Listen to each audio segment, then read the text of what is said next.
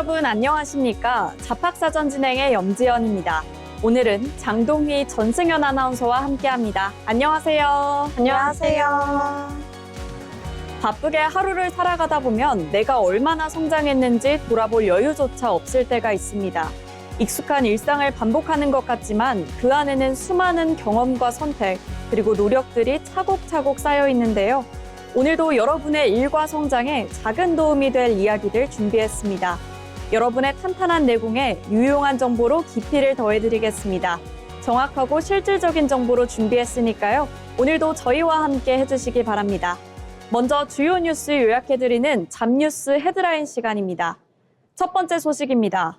한국인 경제인협회는 지난 7일 서울 FKI 타워에서 인공지능과 일자리의 공존 세미나를 열고 AI의 산업에 대한 노동시장 변화와 대응 방안을 논의했습니다. 김창범 한경협 부회장은 개회사에서 과거 산업화 시대에 경직된 노동시장 구조에 머물러서는 AI 시대를 선도하기 어렵다며 AI 시대에 맞는 새로운 고용 패러다임을 마련해야 한다고 말했습니다. 첫 번째 세션에서 스테인부르크 경제협력개발기구 선임 경제학자는 AI가 일자리를 즉각 대체하기보다 직무 내용과 필요 역량을 재편하는 방향으로 노동시장을 변화시킬 것이라고 전망했습니다. 그는 OECD 연구를 인용해 AI가 향후 10년간 연간 노동 생산성 증가율을 0.4%에서 9%포인트 높일 잠재력이 있다고 평가하면서도 데이터 해석, 문제 해결, 창의성 등 AI를 보완하는 역량을 키우기 위한 교육 훈련 확대가 필요하다고 강조했습니다. 이어진 세션에서 르네이탄 싱가포르 성인학습연구원 부원장은 국민에게 평생학습을 지원하는 싱가포르의 스킬스퓨처 정책을 소개하며 AI 시대 평생학습과 인력전환 전략의 중요성을 강조했습니다. 다음 뉴스입니다. 인천시가 지난 7일 중부지방고용노동청, 인천북부 고용노동지청과 함께 2026 인천 일자리 한마당을 개최했습니다. 인천시청 중앙홀에서는 30개 기업이 참여하는 현장 채용관을 운영해 모두 333명을 채용하고 기업 인사 담당자와의 1:1 현장 면접과 채용 상담을 진행했는데요. 행사에 참여한 구직자들은 별도의 사전 신청 없이 이력서 등을 지참해서 참여할 수 있었고, 설명회 참가자는 기업 인사 담당자와의 상담을 통해 채용 관련 정보를 확인할 수 있었습니다. 이와 함께 행사장에서는 취업 준비를 지원하기 위한 부대 프로그램도 운영돼 AI 캐리커처 제작과 이력서 사진 촬영 서비스를 제공하고 대회의실에서는 이미지 컨설팅과 청년정책 홍보 부스를 운영했습니다. 김상길 인천시 경제산업본부장은 시민 누구나 기업과 직접 소통하며 실질적인 취업 정보를 얻을 기회라며 현장 중심의 일자리 지원을 지속적으로 확대해 나가겠다고 설명했습니다. 다음 소식입니다. 한국이 인공지능 무한경쟁 시대 승전국 중 한 곳으로 평가받지만 경력직 선호 현상이 다른 나라보다 두드러진 탓에 청년층 일자리 감소 현상이 매우 뚜렷하다는 외신 분석이 나왔습니다. 영국 파이낸셜 타임즈는 현지 시간 7일 AI가 청년 노동자의 적이 되는 것을 막을 방법이란 제목의 오피니언 기사를 통해 한국의 연공서열 중심의 채용 관행은 다른 국가들의 교훈을 던진다며 AI 호황기 한국 청년층 일자리 감소 추세와 대응책 등을 소개했습니다. 신문은 삼성전자와 SK하이닉스 등 한국을 대표하는 반도체 기업들이 글로벌 반도체 데이터 센터 수요 덕분에 엄청난 부를 획득했다며 이들 기업에 다니는 노동자들도 강력한 노조가 있어 회사에 벌어들인 이익의 일부를 함께 나눠 갖고 있다고 설명했습니다. 다만 반도체 이익이 기업 외부로까지 확산하지는 않는다며 한국 경제는 오랫동안 대기업 등에서 안정적인 일자리를 확보한 내부자와 중소기업에서 불안정한 일자리를 가진 외부자 사이 깊은 균열을 보여왔고 AI의 혜택은 이러한 균열을 따르고 있고 오히려 더 심화시키고 있다고 지적했습니다. 지금까지 잡뉴스 헤드라인 전해드렸는데요. 이번에는 실제 직업 현장으로 가보겠습니다.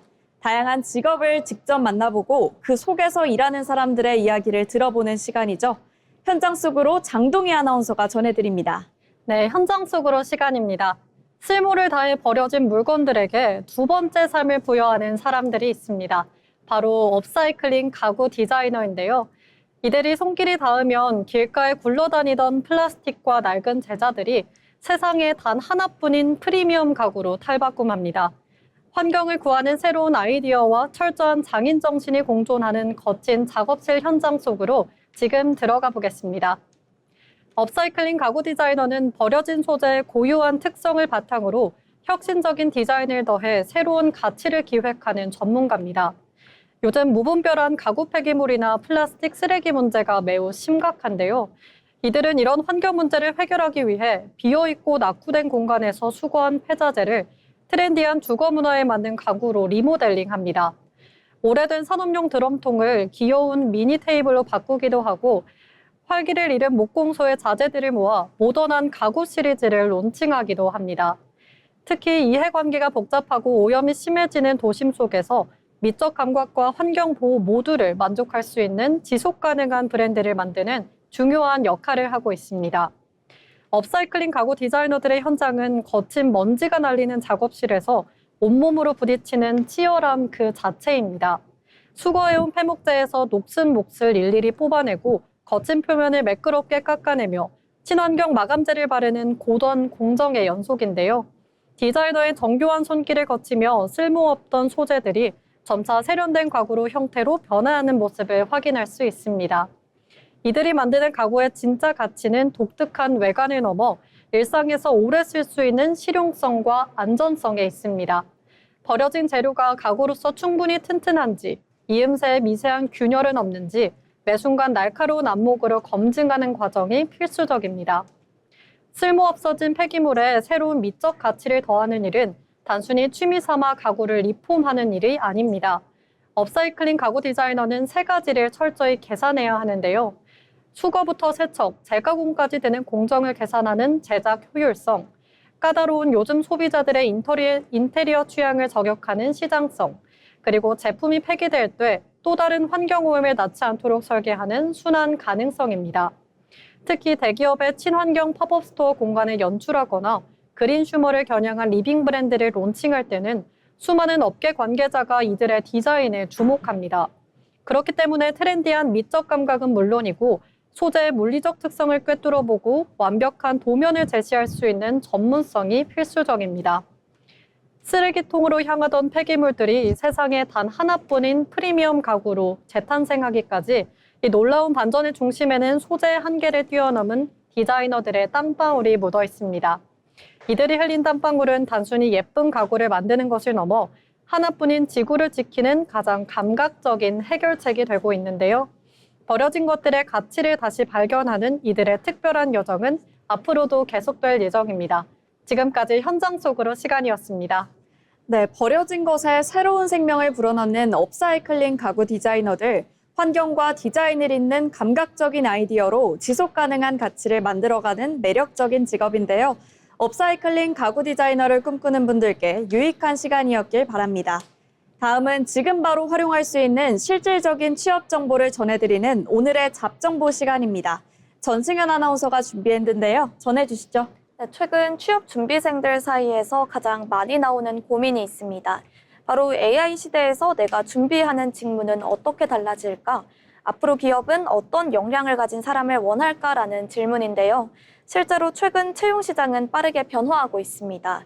기업들은 업무 효율성을 높이기 위해 AI 기술을 적극적으로 활용하고 있고 채용 과정에서도 AI 면접이나 자기소개서 분석 시스템을 도입하고 있는데요. 그렇다면 이제 사람보다 AI를 잘 다루는 사람이 취업에 유리한 걸까요? 정답은 아닙니다.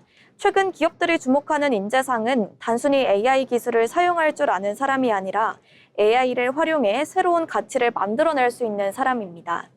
예를 들어 마케팅 직무 지원자라면 단순히 SNS를 운영해봤다 해서 끝나는 것이 아니라 AI를 활용해 고객 데이터를 분석하고 어떤 콘텐츠가 좋은 반응을 얻었는지 파악해 전략을 세울 수 있는 능력이 중요해지고 있습니다.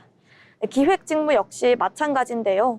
반복적인 자료 정리 업무는 AI를 활용하고 사람만이 할 수 있는 창의적인 아이디어와 문제 해결 능력을 보여주는 것이 중요해지고 있습니다. 그렇다면 취업 준비생들은 지금 무엇을 준비해야 할까요? 첫 번째는 나만의 경험을 구체적인 결과로 정리하는 것입니다. 예전에는 다양한 경험을 많이 쌓는 것이 중요했다면 이제는 그 경험 속에서 어떤 성과를 만들어냈는지가 더 중요하게 평가되고 있습니다. 예를 들어 동아리 활동을 했다면 단순히 동아리 운영 경험이 있습니다가 아니라 어떤 문제를 해결했는지, 구성원들과 어떻게 소통했는지, 결과적으로는 어떤 변화가 있었는지를 보여주는 것이 중요하겠습니다. 이렇게 SNS 운영 경험도 마찬가지인데요. 팔로워 증가율, 콘텐츠 조회수, 참여율 등 구체적인 데이터를 함께 제시한다면 작은 경험도 경쟁력 있는 포트폴리오가 될 수 있습니다.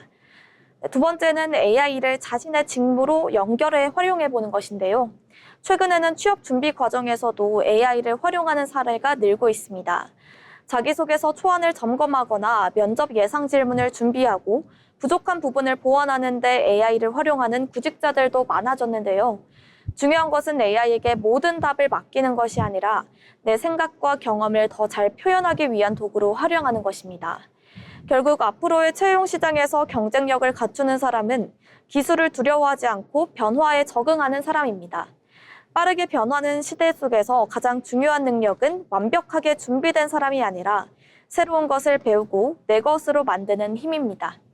오늘 여러분들이 쌓아온 작은 경험 하나, 꾸준히 해온 노력 하나가 앞으로의 채용 시장에서는 자신만의 강력한 무기가 될 수 있습니다. 변화를 기회로 만들어가는 모든 취업준비생 여러분을 응원합니다. 지금까지 오늘의 잡정보였습니다. 빠르게 변하는 채용 시장 속에서도 결국 경쟁력을 만드는 것은 나만의 경험과 끊임없이 배우는 자세인데요. AI를 똑똑한 도구로 활용하며 자신만의 강점을 키워서 다가오는 하반기 채용에서 좋은 결과 얻으시기 바랍니다. 세상에는 우리가 아직 잘 알지 못하는 다양한 직업들이 존재하는데요. 새롭게 떠오르는 직업과 앞으로 주목해야 할 미래 직종을 살펴보는 시간, 직업의 세계입니다. 기다인 아나운서가 전해드립니다. 잘 알려지지 않은 직업, 미래 유망 직종, 전환 직업군 등을 소개하는 직업의 세계 시간입니다. 여러분, 운전대 없는 자동차 상상해 보셨나요? 이제는 영화 속 이야기가 아닙니다. 운전기사 없는 로봇택시가 이미 도로를 달리고 있는데요. 자율주행 버스도 심심치 않게 보이고 있습니다. 여기서 흔히들 이런 걱정을 하십니다. 택시기사님들, 버스기사님들, 일자리는 다 사라지는 거 아니야? 인공지능이 사람의 일자리를 다 뺏어가겠구나. 과연 그럴까요? 정답은 아니답니다. 일자리는 사라지는 것이 아닙니다. 모습을 바꿔 진화하고 있는 거죠. 오늘 만나볼 새로운 직업은 바로 자율주행 원격 관제사입니다. 자율주행 원격 관제사. 이름만 들으면 첨단 IT 전문가 같습니다. 이들은 매일 차를 타지 않는데요. 대신 거대한 중앙 통제실로 출근합니다. 통제실 안에는 수십 개의 모니터가 있죠. 이 모니터로 거리를 달리는 수많은 무인 차량을 지켜봅니다. 평소에는 차들이 알아서 잘 달리겠죠? 하지만 도로 위는 변수의 연속입니다. 한번 상상해 볼까요? 갑자기 막 폭우가 쏟아지기 시작합니다. 사거리의 신호등도 고장이 났습니다. 경찰관이 수신호로 차들을 통제합니다. 그때 자동차에 장착된 자율주행 AI는 당황합니다. 저 사람의 손짓이 무슨 뜻이지? 차량은 그 자리에서 멈춰 설 수밖에 없습니다. 자칫하면 큰 교통체증과 사고가 벌어지니까요. 또한 바로 이때 통제실에 경고음이 울립니다. 관제사가 화면을 봅니다. 상황을 파악하고 즉각 시스템에 접속합니다. 원격으로 무인 자동차의 핸들을 잡습니다. 경찰관의 수신호에 맞춰 차량을 부드럽게 이동시킵니다. 위험 구간을 벗어나면 다시 AI에게 운전을 맡깁니다. 마치 하늘길을 안내하는 항공 관제탑과 같은데요. 그렇다면 이 직업 어떻게 준비해야 할까요? 크게 세 가지 훈련 과정을 거칩니다. 첫째, 시뮬레이터 적응 훈련입니다. 진짜 운전대 대신 화면과 조종 장치에 익숙해져야 합니다. 또한 마치 비행기 조종사들이 가상 현실에서 훈련하는 것 같이 연습해야 합니다. 둘째는 AI의 언어를 배우는 과정입니다. 프로그래머가 되라는 뜻은 아니고요. 자율주행차가 세상을 어떻게 인식하는지 그 원리를 배우는 겁니다. 그래야 차가 왜 갑자기 멈췄는지 즉시 파악하고 개입할 수 있습니다. 셋째는 위기 대응 매뉴얼 숙지입니다. 갑자기 통신망이 끊기면 어떻게 할까요? 교통사고가 발생하면 어느 기관에 먼저 연락을 해야 할까요?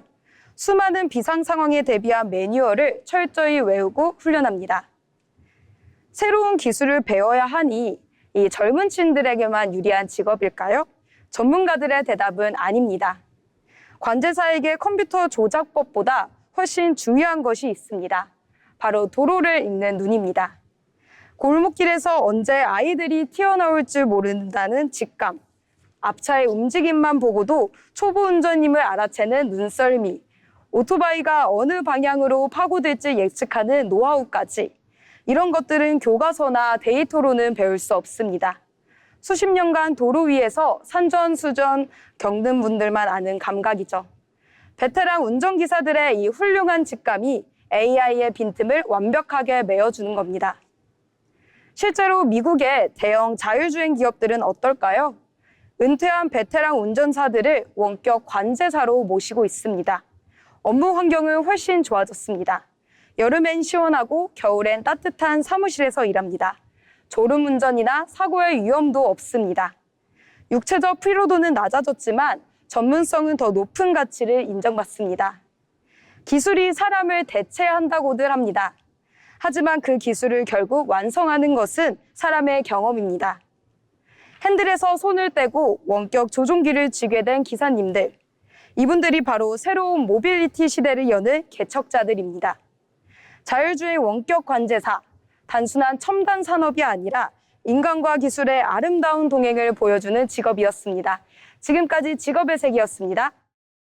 네, 운전이 아닌 관제로 도로의 안전을 지키며 AI와 사람의 경험을 연결하는 새로운 직업, 자율주행 원격 관제사를 만나봤는데요. 자율주행 시대가 본격화될수록 이들의 역할은 더욱 커질 것으로 보입니다. 인간의 경험과 기술이 함께 만들어갈 미래 모빌리티 변화, 함께 지켜보시면 좋겠습니다. 과거에는 한 회사에서 오래 근무하는 것이 안정적인 커리어의 상징이었다면 요즘은 여러 직무와 경험을 쌓으며 자신의 경쟁력을 키우는 이른바 포트폴리오 커리어가 새로운 흐름으로 자리 잡고 있습니다. 실제로 이직이나 사이드 프로젝트, 엔잡을 통해 다양한 경험을 축적하는 직장인들도 늘고 있는데요. 그렇다면 평생 직장이 아닌 평생 직업의 시대, 우리는 어떤 커리어를 준비해야 할까요? 오늘 잡토크에서는 포트폴리오 커리어의 시대에 대해 이야기 나눠보겠습니다. 먼저 동희 아나운서, 최근 채용 시장에서는 어떤 변화가 나타나고 있을까요? 요즘 기업들은 지원자의 경험의 폭을 중요하게 생각하는 것 같습니다. 단순히 한 회사에서 오래 근무한 경력보다는 얼마나 다양한 프로젝트를 수행했는지, 새로운 환경에서 문제를 해결한 경험이 있는지를 함께 평가하는 경우가 많아졌는데요. 실제로 본업 외에도 사이드 프로젝트를 운영하거나 온라인 강의, 콘텐츠 제작처럼 자신의 전문성을 확장하는 활동을 긍정적으로 보는 기업들이 늘고 있습니다. 네, 이제는 한 분야의 경험뿐만 아니라 다양한 경험을 연결해 새로운 가치를 만드는 능력이 중요하다는 말씀해 주셨는데요. 하지만 잦은 이직이나 여러 일을 동시에 하는 것이 오히려 전문성이 부족하다는 인식을 줄 수도 있다는 이야기가 나오고 있는데요. 이 부분은 혹시 승연 아나운서 어떻게 보실까요? 네, 맞습니다. 결국 중요한 건 경험의 개수보다는 연결성인데요. 단순한 이직 횟수가 많다고 경쟁력이 생기는 것은 아니고요. 각각의 경험을 통해 어떤 역량을 키웠고 그것이 다음 커리어로 어떻게 이어졌는지를 설명할 수 있어야 합니다. 그래서 요즘은 경력을 나열하기보다는 하나의 성장 스토리로 보여주는 능력이 더욱 중요해졌다고 봅니다. 네, 다양한 경험도 한 방향성을 가질 때 더 큰 경쟁력을 가지게 된다는 말씀해 주셨습니다. 그렇다면 개인 입장에서는 포트폴리오 커리어를 준비하기 위해 어떤 자세가 필요할지 궁금한데요. 동희 아나운서 어떤 의견일까요? 저는 지속적인 학습이 가장 중요하다고 생각합니다. 기술과 산업이 빠르게 변화하는 만큼 이 지금 가진 역량만으로는 경쟁력을 유지하기 어렵기 때문인데요. 새로운 기술을 배우거나 자격증을 취득하는 것은 물론이고 작은 프로젝트라도 꾸준히 경험을 쌓으며 자신의 역량을 업데이트하는 자세가 필요하다고 생각합니다. 네, 빠르게 변하는 시대일수록 힘이 곧 경쟁력이 된다는 이야기 해주셨습니다. 결국 개인의 노력뿐만 아니라 기업도 이런 변화를 뒷받침할 수 있는 환경을 만들어야 할 것 같은데요. 승현 아나운서는 어떻게 생각하실까요? 네, 저는 기업도 구성원의 다양한 경험을 자산으로 바라보는 문화가 필요하다고 생각합니다. 예전에는 한 회사에 오래 머무는 것을 높게 평가했다면 이제는 새로운 경험을 통해 얻은 시각과 아이디어도 중요한 경쟁력이 될 수 있기 때문인데요. 사내 직무 순환이나 교육 프로그램처럼 구성원이 계속 성장할 수 있도록 지원하는 그런 조직일수록 변화에 더 유연하게 대응할 수 있다고 봅니다. 맞습니다. 조직도 한 구성원의 성장을 함께 만들어갈 때 더 큰 경쟁력을 얻을 수 있다고 생각합니다. 그렇다면 동희 아나운서 한마디 더 부탁드립니다. 저는 이제 커리어를 쌓는 것보다 설계하는 것이 더 중요해졌다고 생각합니다. 한 직장에서 얼마나 오래 일했는지가 아니라 어떤 경험을 통해 어떤 사람으로 성장했는지가 앞으로의 경쟁력이 될 것이라고 봅니다. 맞습니다. 평생 직장이 아닌 평생 직업의 시대. 이제는 하나의 회사가 아닌 자신의 역량을 꾸준히 확장하며 커리어를 설계하는 사람이 더욱 주목받고 있습니다. 변화하는 시대 속에서 나만의 경쟁력을 만들어가는 커리어를 준비하시길 바라며 오늘의 잡토크는 여기서 마치겠습니다.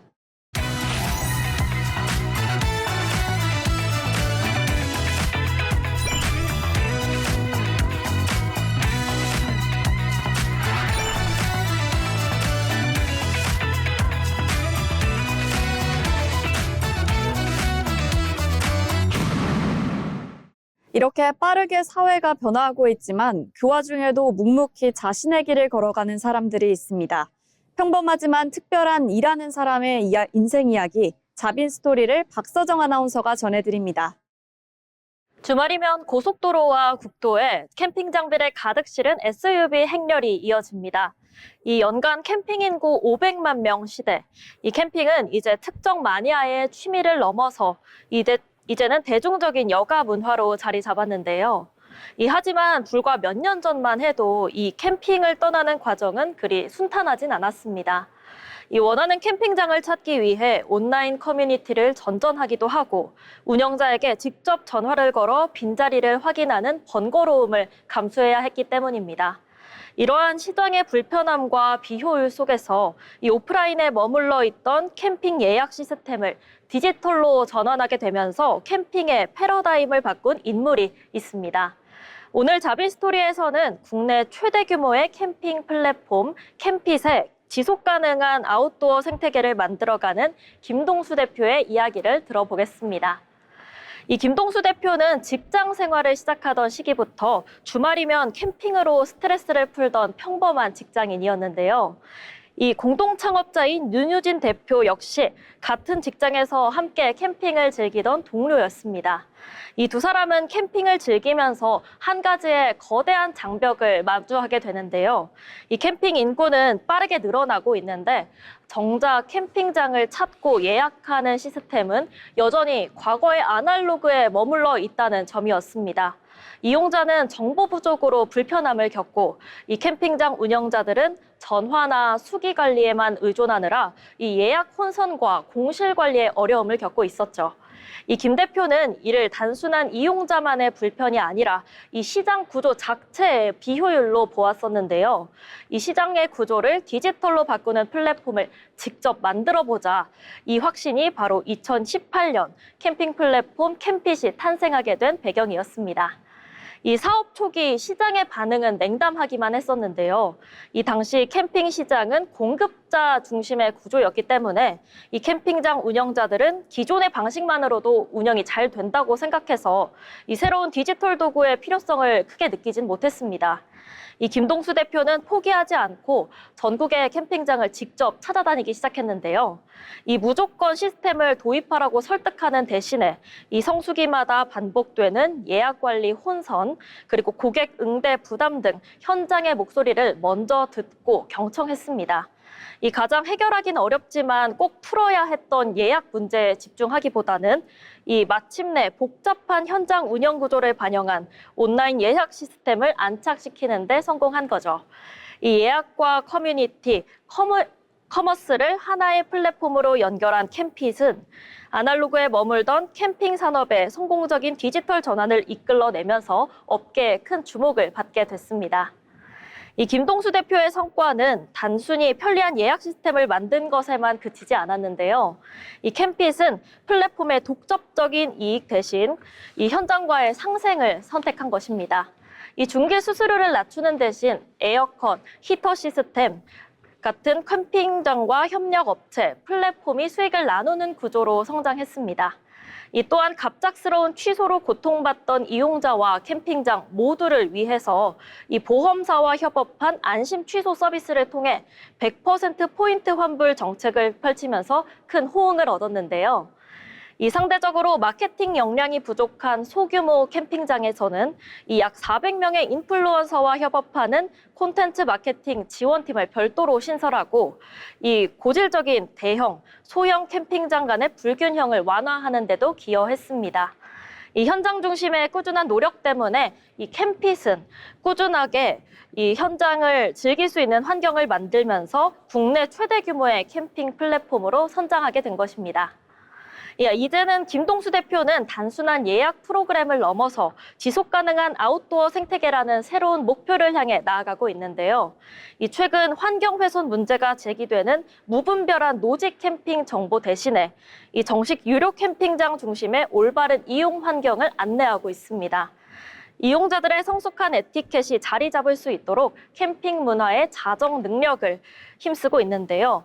나아가 사람들이 단순히 어디 갈까를 고민하는 것을 넘어서 그 공간에서 어떤 경험을 하고 무엇을 느끼는지에 연결하는 아웃도어 전반의 플랫폼 인프라를 구축하겠다는 목표를 담고 있습니다. 그는 이 모든 성장이 전국의 캠핑장을 발로 직접 뛰면서 현장의 목소리를 들어준 훌륭한 힘원들과의 사람의 이해, 현장에 대한 공감이 있었기에 가능하다고 말했습니다. 주말마다 캠핑을 찾던 한 직장인의 고민은 불편을 참는 대신에 혁신을 만드는 도전으로 이어지게 되었고, 그 도전은 대한민국 500만 캠핑인들에게 라이프 스타일을 바꾸는 기술이 되었습니다. 김동수 대표는 플랫폼 기술이란 단순히 시스템의 효율성을 높이는 것에만 그치지 않고 이 현장의 사람들과 함께 상생하고 성숙한 문화를 만들어갈 때 진정한 가치가 있다는 것을 실천해온 사람입니다. 캠핑을 넘어서 우리 삶의 모든 아웃도어 경험이 하나로 연결될 미래, 이 사람과 현장을 먼저 생각하는 그의 따뜻한 디지털 혁신이 우리의 여가 문화를 어떻게 더 풍요롭게 바꿔나갈지 기대됩니다. 지금까지 자빈스토리였습니다. 네, 현장의 불편을 혁신의 기회로 바꾼 김동수 대표의 도전이 인상 깊었는데요. 사람과 기술을 연결하는 그의 노력이 더 나은 캠핑 문화와 지속 가능한 아웃도어 생태계를 만들어 나가길 응원합니다. 계속해서 경제로 보는 일터입니다. 경제의 변화는 곧 일의 방식과 일자리의 모습에도 영향을 미치죠. 이번 시간에는 경제의 흐름을 통해 산업과 일터의 변화를 함께 들여다보겠습니다. 최한솔 아나운서가 전해드립니다. 경제 흐름을 통해 우리 일터를 들여다보는 시간, 경제로 보는 일터입니다. 공장과 농촌 건설 현장을 둘러보면 이제 외국인 노동자를 만나는 일이 낯설지 않습니다. 저출산과 고령화로 산업 현장의 인력난이 이어지면서 외국인 노동자는 우리 경제의 중요한 노동력으로 자리 잡고 있는데요. 오늘은 외국인 노동자가 산업 현장에서 맡고 있는 역할과 그 변화가 우리 일터에 어떤 영향을 미치고 있는지 살펴보겠습니다. 기업들이 외국인 노동자를 찾기 시작한 가장 큰 이유는 사람을 구하기 어려워졌기 때문입니다. 특히 제조업과 농업, 건설업처럼 현장에서 직접 하는 업종은 구인난이 더욱 심각한 상황인데요. 여기에 지방 인구 감소까지 겹치면서 일부 지역에서는 채용 공고를 내도 지원자가 거의 없는 경우도 나타나고 있습니다. 기업 입장에서는 생산 설비를 갖추고 주문을 받아도 일할 사람이 부족하면 생산을 이어가기 어렵습니다. 결국 인력 확보는 기업 경쟁력을 좌우하는 중요한 과제가 되었고, 외국인 노동력은 이를 해결하는 현실적인 대안 가운데 하나가 되고 있습니다. 외국인 노동자의 역할도 점점 확대되고 있습니다. 자동차 부품과 기계, 식품 등을 생산하는 제조업은 물론이고, 농촌에서는 파종과 수확 작업, 건설 현장에서는 철근과 거푸집, 마감 공정 등 다양한 업무를 맡고 있습니다. 최근에는 물류와 일부 서비스업까지 외국인 인력이 진출하는 분야가 넓어지고 있는데요.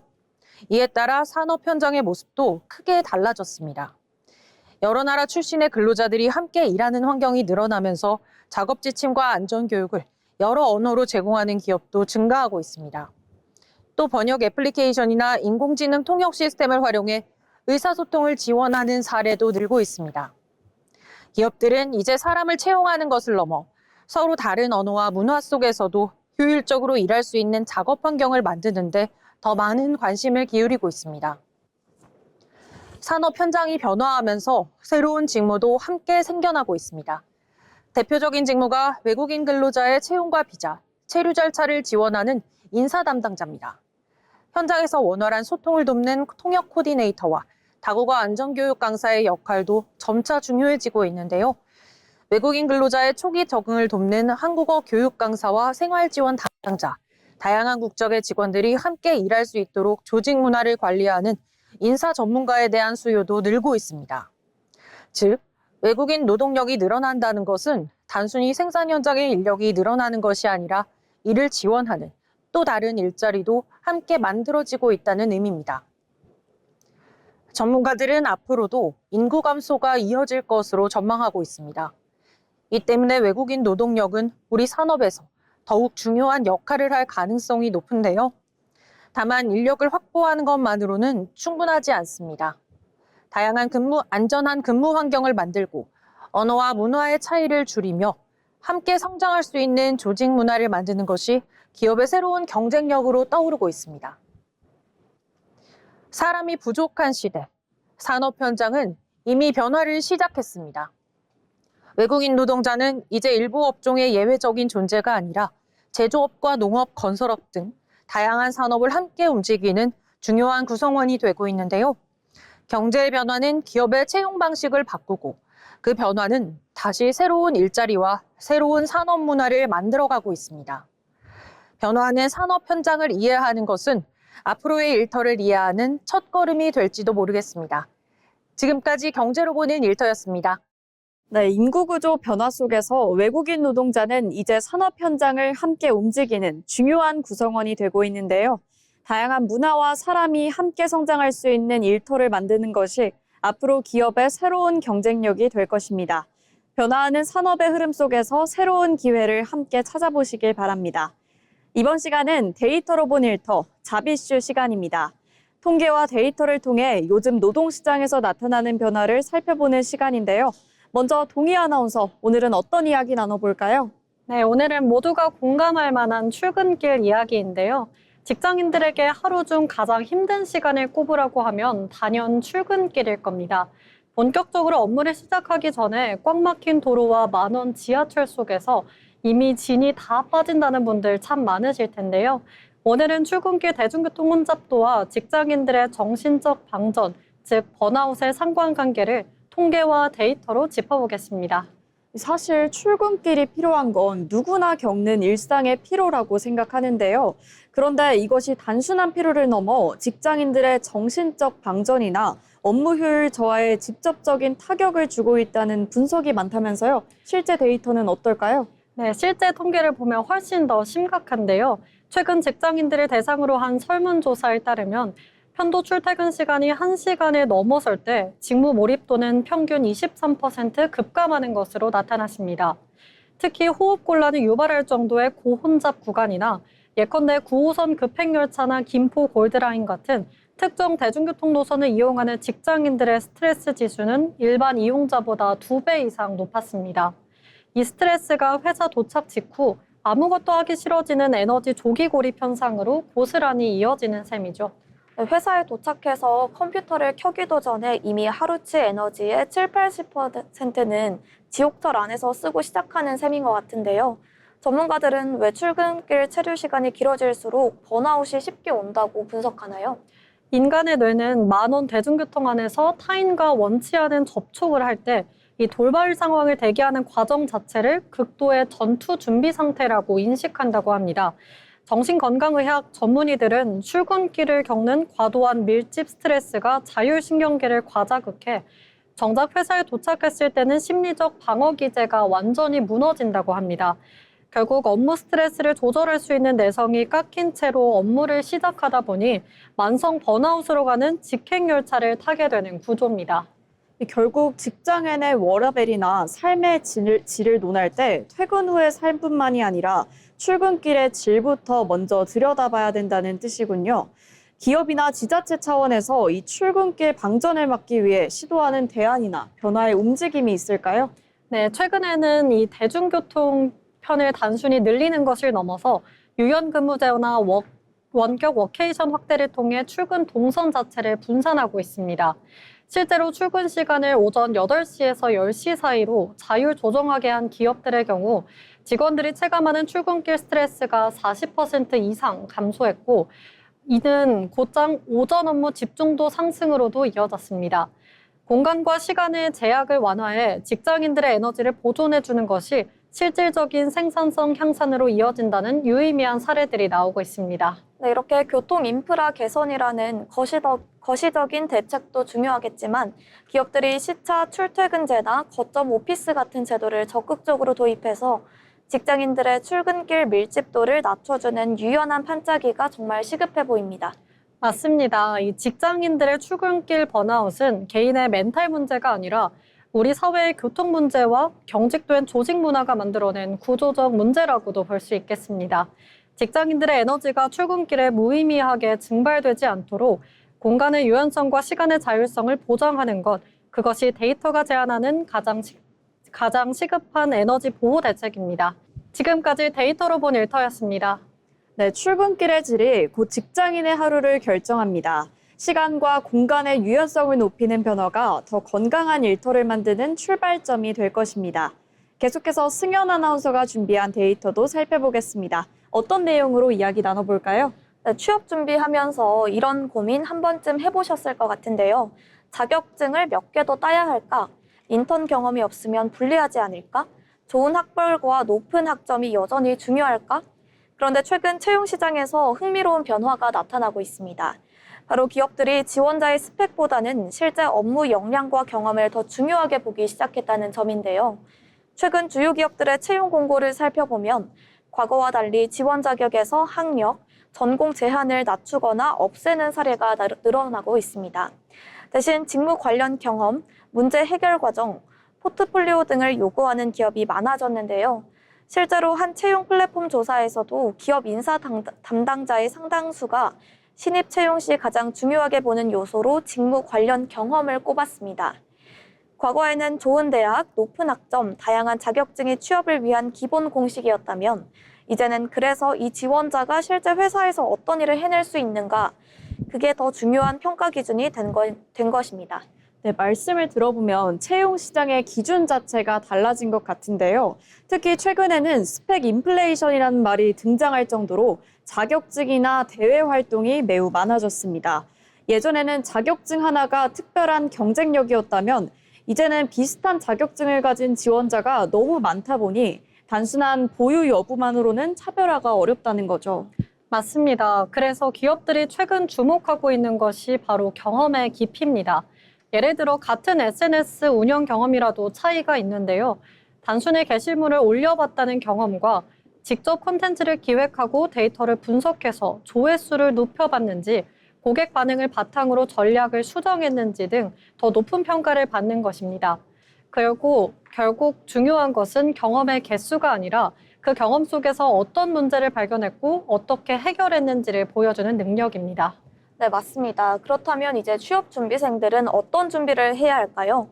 첫 번째는 작은 경험이라도 기록으로 남기는 것입니다. 최근 기업들이 포트폴리오 제출을 요구하는 이유도 여기에 있는데요. 지원자가 어떤 활동을 했는지보다는 그 과정에서 어떤 역량을 키웠는지 확인하기 위해서입니다. 예를 들어 아르바이트 경험도 단순히 카페에서 근무했다, 여기서 끝나는 것이 아니라 고객 응대 과정에서 어떤 문제를 해결했는지, 매장 운영을 개선하기 위해 어떤 노력을 했는지를 정리한다면 충분히 직무 역량으로 연결할 수 있습니다. 두 번째는 자신이 지원하는 직무와 경험을 연결하는 것인데요. 마케팅 직무라면 콘텐츠 제작 경험, 데이터 분석 경험을 강조할 수 있고요. 기획 직무라면 프로젝트를 진행하며 문제를 해결했던 경험을 보여줄 수 있습니다. 중요한 것은 화려한 경험을 만드는 것이 아니라 내가 가진 경험의 의미를 발견하는 것입니다. 결국 무엇을 했느냐보다 그 경험을 통해 무엇을 배웠고 어떻게 성장했는지가 중요하다는 말씀이네요.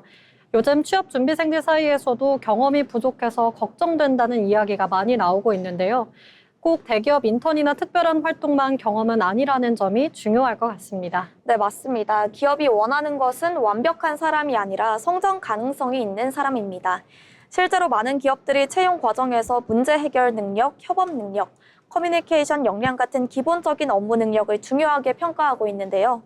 결국 새로운 환경에서도 배우고 적응할 수 있는 사람이 장기적으로 좋은 인재가 된다는 의미입니다. 네, 결국 앞으로의 채용 시장에서는 스펙을 얼마나 많이 쌓았는가 보다 나만의 경험을 어떻게 증명하는가가 더욱 중요해질 전망입니다. 취업 준비 과정에서 쌓아온 작은 경험 하나도 그냥 지나치지 마시고 그 안에서 내가 어떤 능력을 키웠는지 꼭 기록해 보시기 바랍니다. 평범해 보이는 경험도 어떻게 정리하느냐에 따라 나만의 경쟁력이 될 수 있습니다. 지금까지 데이터로 본 일터였습니다.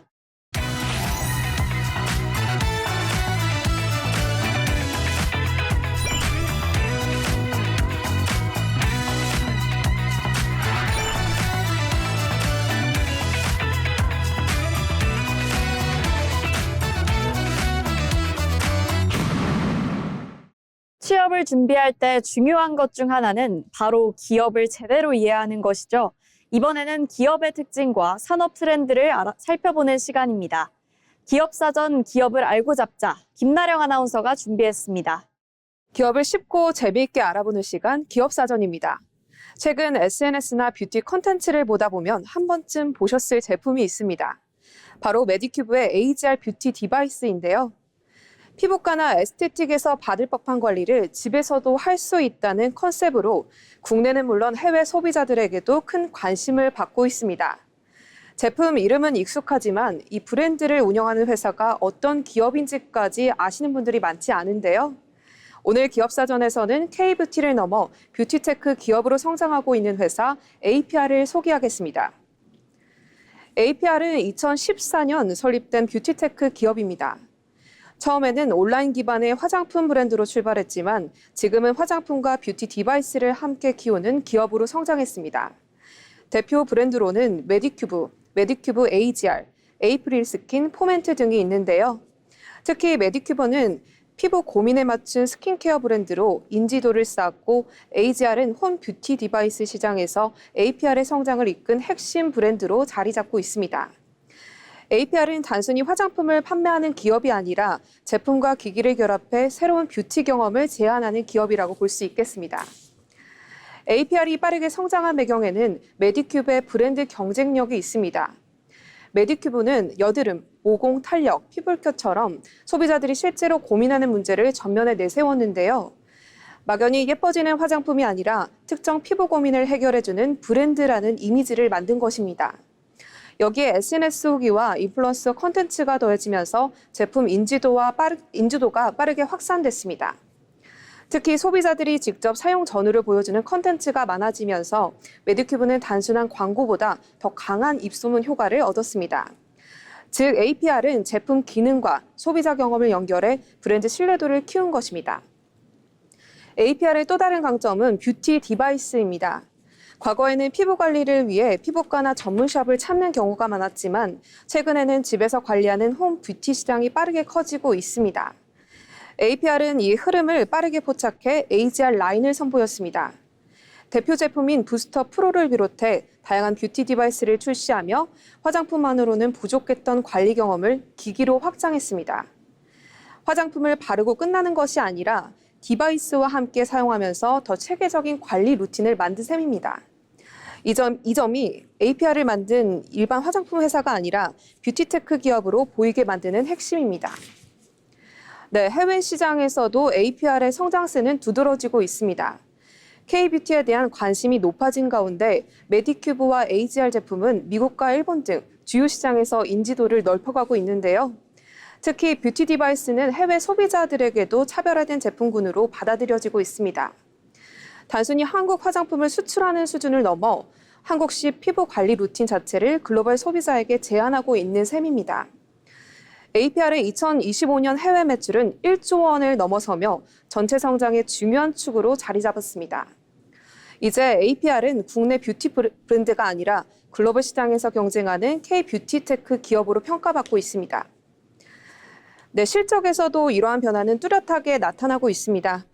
APR은 2025년 연결 기준 매출 1조 5천억 원을 넘기며 가파른 성장세를 보였습니다. 특히 영업이익도 크게 늘어나면서 단순히 매출만 키운 것이 아니라 수익성까지 갖춘 기업으로 주목받고 있는데요. APR의 과제는 앞으로도 메디큐브와 AGR의 인기를 안정적으로 이어나가는 것입니다. 동시에 하나의 브랜드에만 의존하지 않고 새로운 제품과 브랜드를 계속 키워야 한다는 숙제도 있습니다. 뷰티 시장은 트렌드 변화가 빠른 만큼 지속적인 제품 경쟁력과 글로벌 마케팅 전략이 중요해질 것으로 보입니다. 화장품 브랜드로 출발해 뷰티 디바이스까지 확장한 APR. APR의 성장은 K-뷰티가 이제 단순한 화장품을 넘어 기술과 결합하고 있다는 점을 보여주고 있습니다. 특히 메디큐브와 AGR은 소비자의 피부 고민, 사용 후기, 홈케어 트렌드를 하나로 연결하면서 빠르게 성장했는데요. 제품을 파는 데 그치지 않고 새로운 뷰티 습관을 만드는 것이 APR의 경쟁력이라고 볼 수 있겠습니다. 앞으로 APR이 K-뷰티 테크 시장에서 또 어떤 새로운 브랜드와 제품을 선보일지 지켜보겠습니다. 지금까지 기업사전이었습니다.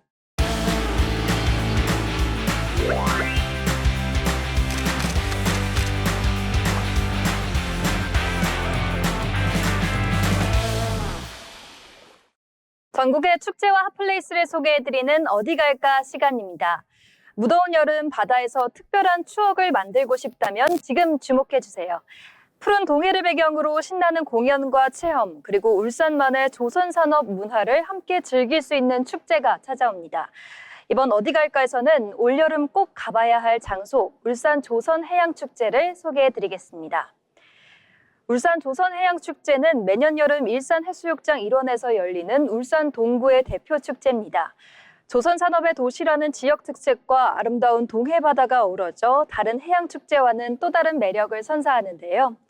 축제는 7월 24일부터 26일까지 3일간 열리고 공연과 체험, 해양 레포츠, 다양한 이벤트까지 풍성하게 준비되어 있습니다. 울산 조선해양축제의 대표 프로그램은 단연 기발한 배 콘테스트입니다. 참가자들이 직접 만든 독창적인 배를 타고 바다를 건너는 이색 경연인데요. 기발한 아이디어와 예상치 못한 해프닝에 이어져 매년 가장 큰 웃음을 선사하는 프로그램입니다. 여기에 무더위를 날릴 워터밤 행사, 음악과 함께 즐기는 EDM 파티, 밤바다를 달리는 나이트 런까지 낮과 밤 모두 축제 분위기를 즐길 수 있습니다. 축제장 곳곳에선 바다를 확실히 느낄 수 있는 다양한 프로그램도 준비되어 있습니다. 해변에서 운동과 레크레이션을 함께 즐기는 일산 비치짐, 해양 레저를 체험하는 일산 시플렉스가 마련돼 축제에 참여할 수 있는데요. 또 체험과 함께 바다를 바라보며 잠시 쉬어갈 수 있는 휴식 공간인 일산 썸머 빌리지도 조성돼 축제의 여유를 더합니다. 축제를 즐겼다면 주변 명소도 함께 둘러보시기 바랍니다. 걸어서 이동할 수 있는 대왕암공원, 감성적인 풍경이 인상적인 슬도, 그리고 울산의 바다와 조선소가 어우러진 색다른 풍경을 감상할 수 있는 울산대교 전망대가 여러분을 기다리고 있으니까요. 축제와 더불어 여행을 동시에 즐기면서 아름다운 울산의 매력을 충분히 느껴보시기 바랍니다. 조선산업의 도시 울산에서 만나는 특별한 바다축제, 재미난 공연과 체험, 그리고 울산만의 색다른 매력까지 즐길 수 있는 울산 조선해양축제에서 올여름 또 하나의 이야기를 만들어보는 건 어떨까요? 지금까지 어디 갈까였습니다. 계속해서 알아두면 도움이 되는 생활 정보를 전해드리는 알쓸정 시간입니다. 김하늘 아나운서가 전해드립니다. 알아두면 쓸데있는 정보, 알쓸정 시간입니다. 여러분은 인기 콘서트 예매에 성공하지 못했던 경험이 있으신가요? 정가가 15만 원인 티켓이 중고거래 사이트에서는 100만 원이 넘는 가격에 올라오는 경우도 있는데요. 그렇다면 이런 암표를 사고 파는 행위, 정말 불법인지 함께 알아보겠습니다. 먼저 암표가 무엇인지부터 살펴보겠습니다. 암표란 공연이나 스포츠 경기 등의 입장권을 정가보다 비싸게 되팔아 이익을 얻는 행위를 말합니다. 예전에는 공연장 앞에서 암표상이 직접 판매하는 모습이 흔했다면 요즘은 온라인 중고거래나 SNS, 오픈 채팅 등을 통해 거래되는 경우가 훨씬 많습니다. 특히 자동 프로그램인 매크로를 이용해 수백 장의 티켓을 먼저 구매한 뒤 웃돈을 붙여 판매하는 사례가 사회적인 문제가 되고 있습니다. 그렇다면 암표 거래 정말 처벌을 받을까요? 실제로 2026년 현재는 영리 목적의 암표 거래에 대한 규제가 크게 강화됐습니다.